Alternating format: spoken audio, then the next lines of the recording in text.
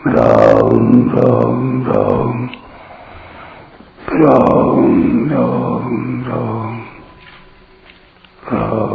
राम राम नारायण नारायण।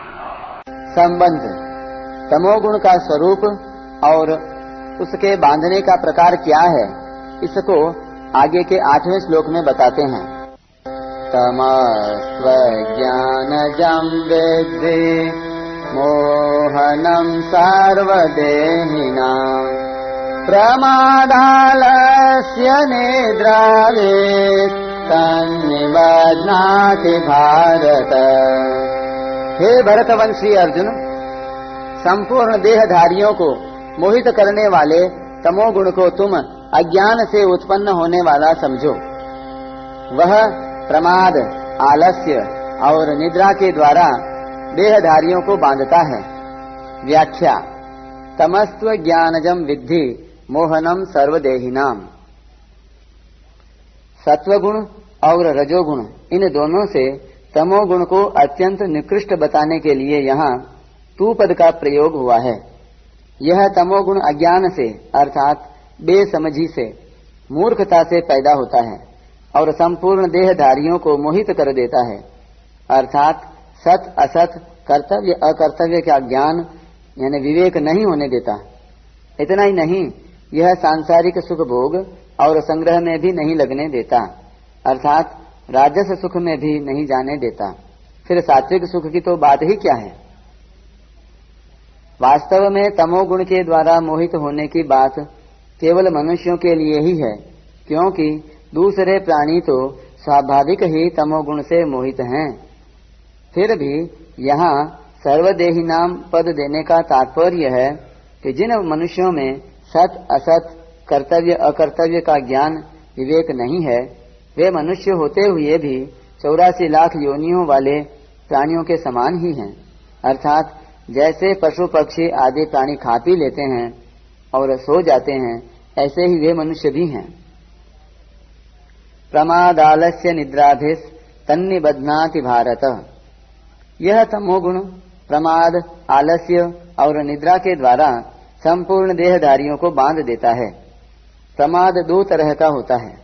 करने लायक काम को न करना, अर्थात जिस काम से अपना और दुनिया का अभी और परिणाम में हित होता है, ऐसे कर्तव्य कर्मों को प्रमाद के कारण न करना, और न करने लायक काम को करना, अर्थात जिस काम से अपना और दुनिया का अभी और परिणाम में अहित होता है, ऐसे कर्मों को करना।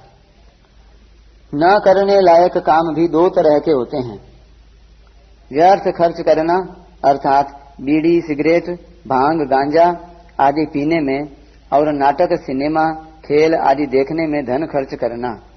और व्यर्थ क्रिया करना, अर्थात ताश चौपड़ खेलना, खेल कूद करना, बिना किसी कारण के पशु पक्षी आदि को कष्ट देना, तंग करना, बिना किसी स्वार्थ के छोटे छोटे पेड़ पौधों को नष्ट कर देना आदि व्यर्थ क्रियाएं करना।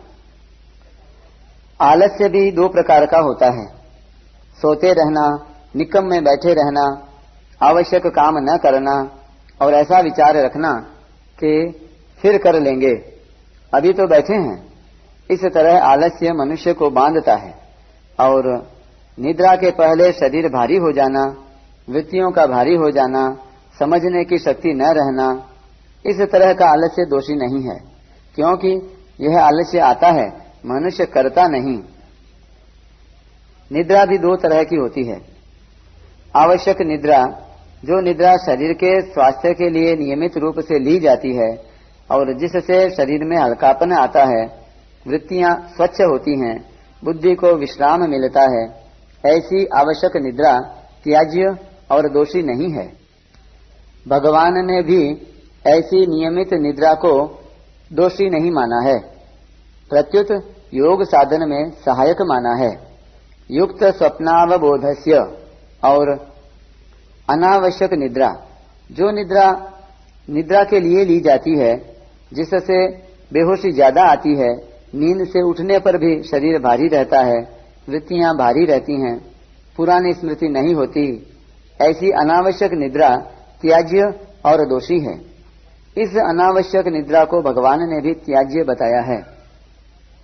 न चाति स्वप्नशीलस्य, इस तरह तमोगुण प्रमाद, आलस्य और निद्रा के द्वारा मनुष्य को बांध देता है, अर्थात उसकी सांसारिक और पारमार्थिक उन्नति नहीं होने देता। विशेष बात, सत्व, रज और तम ये तीनों गुण मनुष्य को बांधते हैं, पर इन तीनों के बांधने के प्रकार में फर्क है। सत्वगुण और रजोगुण संग से बांधते हैं, अर्थात सत्वगुण सुख और ज्ञान की आसक्ति से तथा रजोगुण कर्मों की आसक्ति से बांधता है। अतः सत्वगुण में सुख संग और ज्ञान संग बताया तथा रजोगुण में कर्म संग बताया, परंतु तमोगुण में संग नहीं बताया, क्योंकि तमोगुण मोहनात्मक है। इसमें किसी का संग करने की जरूरत नहीं पड़ती, यह तो स्वरूप से ही बांधने वाला है। तात्पर्य यह हुआ कि सत्वगुण और रजोगुण तो संग से बांधते हैं, अर्थात सुख आसक्ति से बांधते हैं, पर तमोगुण स्वरूप से ही बांधने वाला है। अगर सुख की आसक्ति न हो और ज्ञान का अभिमान न हो तो सुख और ज्ञान बांधने वाले नहीं होते, प्रत्युत गुणातीत करने वाले होते हैं। ऐसे ही कर्म और कर्म फल में आसक्ति न हो तो वह कर्म परमात्मा तत्व की प्राप्ति कराने वाला होता है। उपर्युक्त तीनों गुण प्रकृति के कार्य हैं और जीव स्वयं प्रकृति और उसके कार्य गुणों से सर्वथा रहित है। गुणों के साथ संबंध जोड़ने के कारण ही वह स्वयं निर्लिप्त गुणातीत होता हुआ भी गुणों के द्वारा बंध जाता है। अतः अपने वास्तविक स्वरूप का लक्ष्य रखने से ही साधक गुणों के बंधन से छूट सकता है।